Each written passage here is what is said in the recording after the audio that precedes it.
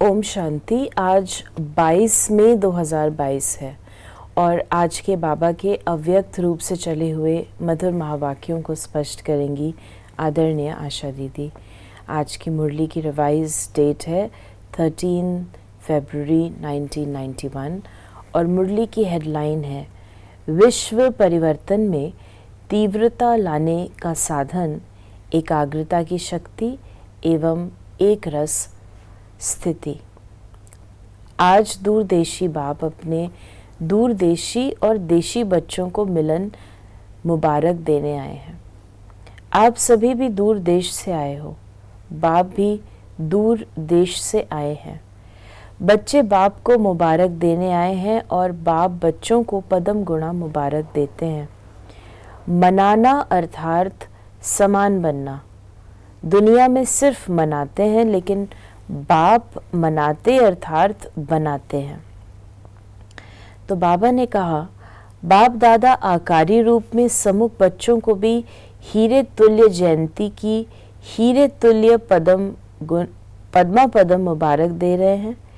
इस महान अवतरित होने की जयंती को आप सभी बच्चे मनाते स्वयं भी हीरे तुल्य बन गए हो। इसको कहा जाता है मनाना अर्थात बनाना। बाबा ने अपनी शिव जयंती जो है उसके लिए कह रहे हैं कि ये जयंती हीरे तुल्य है। क्यों हीरे तुल्य है? क्यों हीरे तुल्य है? एक तो स्वयं बाबा हीरा है, दूसरा हम हीरों के साथ वो मनाता है। हम भी कम नहीं हैं, बाबा के बच्चे हम कम नहीं हैं। तीसरा, जब हम भेंट करते हैं अन्य के साथ तो हीरे तुल्य। अन्य जयंतियाँ मनुष्यात्माओं के हैं, ये तो स्वयं परमात्मा की तो फर्क है। इस संगम पर ही आप बच्चे परमात्म जयंती मनाते महान बन जाते हो, श्रेष्ठ ते श्रेष्ठ आत्माएं बन जाते हो। ऐसे हीरे तुल्य जीवन बनाते जो जन्म जन्मांतर हीरे और रत्नों से खेलते रहते। आज का यादगार दिवस सिर्फ बाप का नहीं है, लेकिन बच्चों का भी बर्थडे है, क्योंकि जब बाप अवतरित होते हैं तो बाप के साथ ब्रह्मा दादा भी अवतरित आत्मा होते हैं। बाप और दादा दोनों का साथ साथ अवतरण होता है। सिवाय ब्राह्मणों के बाप दादा स्थापना का यज्ञ रच नहीं सकते, इसलिए बाप दादा और ब्राह्मण बच्चे साथ साथ अवतरित होते हैं। तो किसका जन्म दिन कहेंगे, आपका या बाप का? आपका भी है ना, तो आप बाप को मुबारक देते और बाप आपको मुबारक देते। फिर बाबा ने कहा, शिव जयंती अर्थात परमात्म जयंती को महाशिवरात्रि क्यों कहते हैं? क्योंकि इस अवतरित दिवस पर शिव बाप, ब्रह्मा दादा और ब्राह्मणों ने महान संकल्प का व्रत लिया कि विश्व को पवित्रता के व्रत से महान श्रेष्ठ बनाएंगे। हम लोगों को बाबा स्पष्ट कर रहे हैं कि ये दिन महान क्यों है। विशेष आदिदेव ब्रह्मा अपने निमित्त ब्राह्मण आदि बच्चों के साथ इस महान व्रत लेने के निमित्त बने, तो महान बनाने के व्रत लेने का दिव्य दिवस है, इसलिए महाशिवरात्रि कहा जाता है। स्वयं को पवित्र बना करके, मन वचन कर्म से पावन बना करके बाबा के कार्य में सहयोगी बनना, ये कोई कम बात नहीं है। इसलिए बाबा हम बच्चों को कहते हैं कि ये मेरा तो जन्मदिन है, लेकिन साथ साथ तुम बच्चों का भी जन्मदिन है। और आप ब्राह्मण बच्चों ने ये महान व्रत लिया, इसके यादगार स्वरूप में आज तक भी भक्त लोग व्रत रखते हैं। फिर बाबा ने कहा, ये महान जयंती प्रतिज्ञा लेने की जयंती है।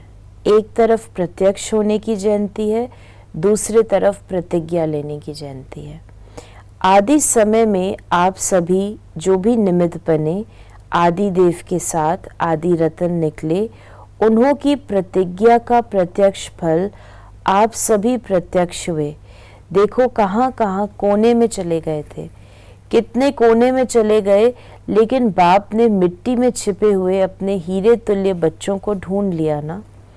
अभी तो विश्व के कोने कोने में आप होलीएस्ट और हाईएस्ट हीरे चमक रहे हो। तो ये परमात्म जयंती के व्रत और प्रतिज्ञा का फल है।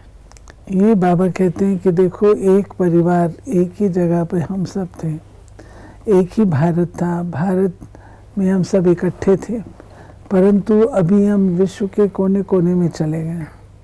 अर्थात कोई कन्वर्ट हो गए, कोई कहाँ चले गए, कोई कहाँ चले गए।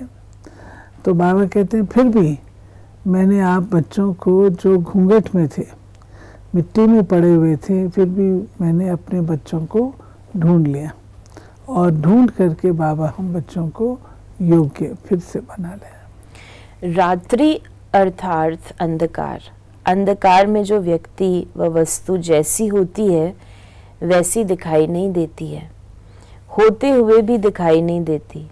जब बाप अवतरित होते हैं तो आप भी जो आप हैं, जो हैं, जैसे हैं, ना अपने आप को देख सकते थे, ना बाप को देख व जान सकते थे। मैं आत्मा हूँ ये होते हुए भी ज्ञान व अनुभव के नेत्र द्वारा देख नहीं सकते थे।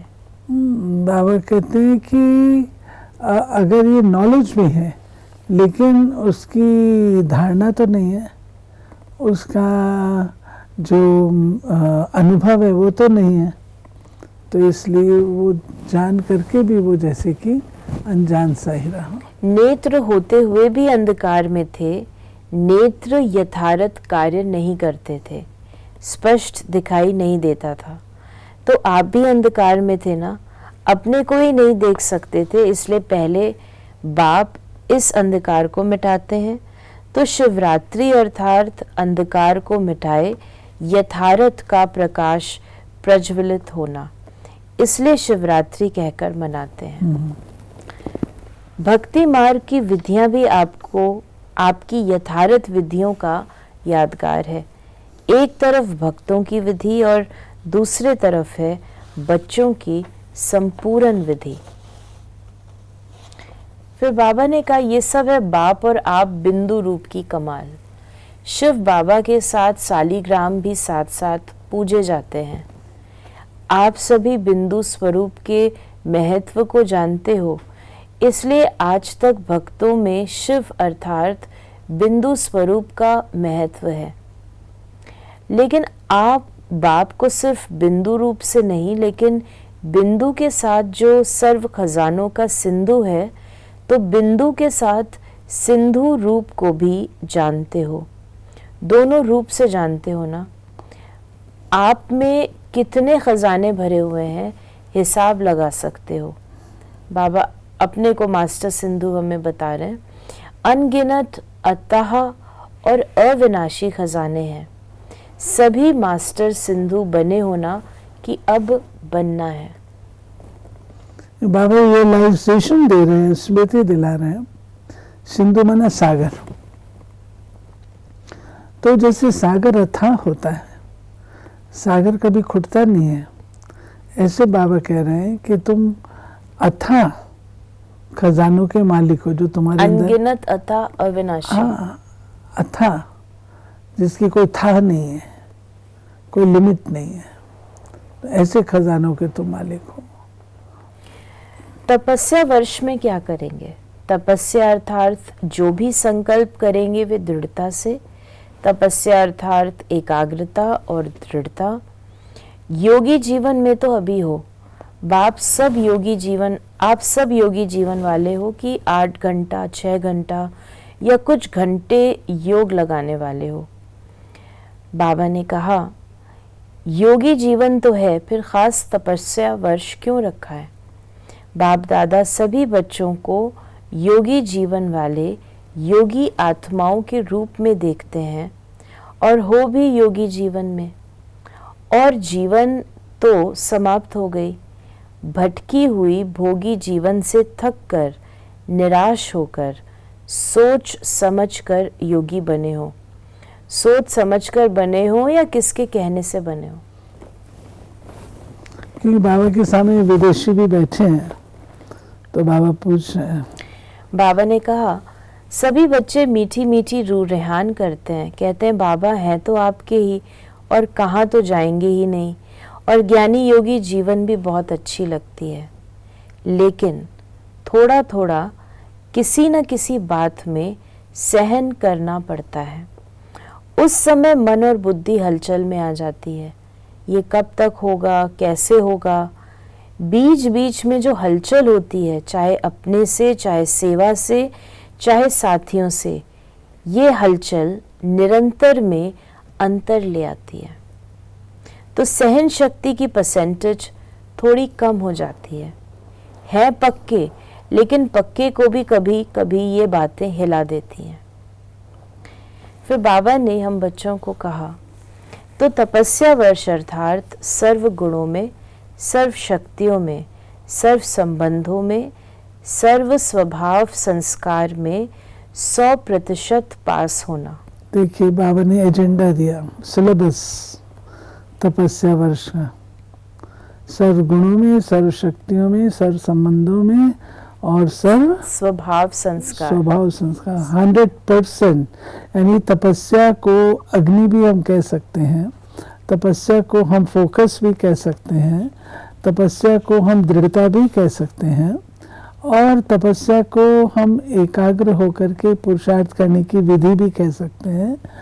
तो उन सब से बाबा कहते हैं ये सब चीज़ें तुम्हें उपलब्ध 100% चाहिए।